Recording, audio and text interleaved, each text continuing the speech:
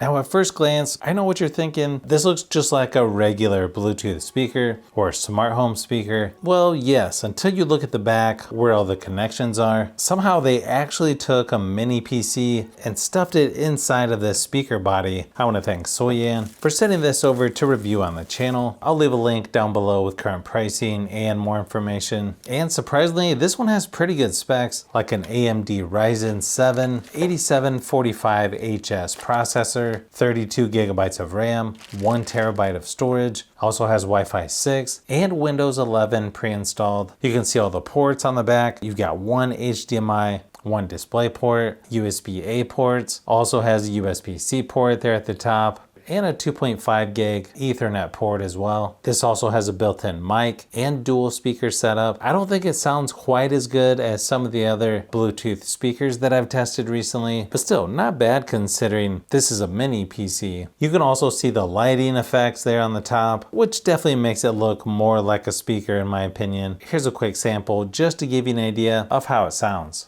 You can also use a micro SD card to expand the storage on Samsung, but unfortunately not on the OnePlus Pad 3. But I know you too long, it hurts to watch your blue eyes fade to gray as you fade away,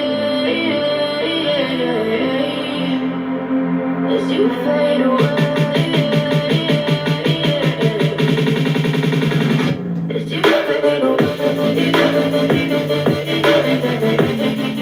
I also ran some of my usual testing, which you can see the benchmark results are pretty comparable to some of the other Ryzen 7 mini PCs that I've tested. I also ran the 3D Mark time spy test, and again, pretty comparable to some of the other brands that has a Ryzen 7. Again, kind of surprising considering the form factor. You would think you'd have to sacrifice quite a bit to get the mini PC inside of this, but no, performance actually seems pretty good on here. You can see when running the Forza Horizon 5 benchmark test, it was right around 60 frames per second. Obviously, it's going to depend on which games you're playing, but when playing Rocket League, it was consistently above 100 frames per second, sometimes as high as 120. I also tested this for some 4K video editing and just scrubbing back and forth on the timeline. It seems nice and smooth, not really much lag at all. Again, performance on this feels plenty fast enough to do most things that you would need to, unless you're doing something that requires a dedicated GPU.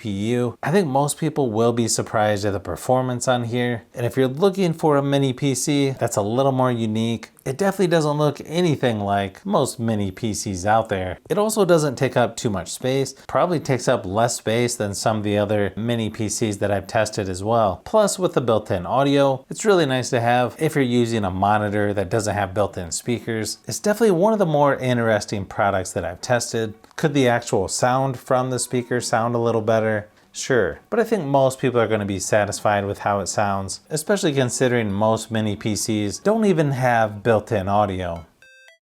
So if you've made it this far into the video, you may want to say thanks by subscribing, and don't forget to give a thumbs up if this video was helpful. This is Brian from Fishbee Productions. Thanks for watching, and I'll see you on the next one.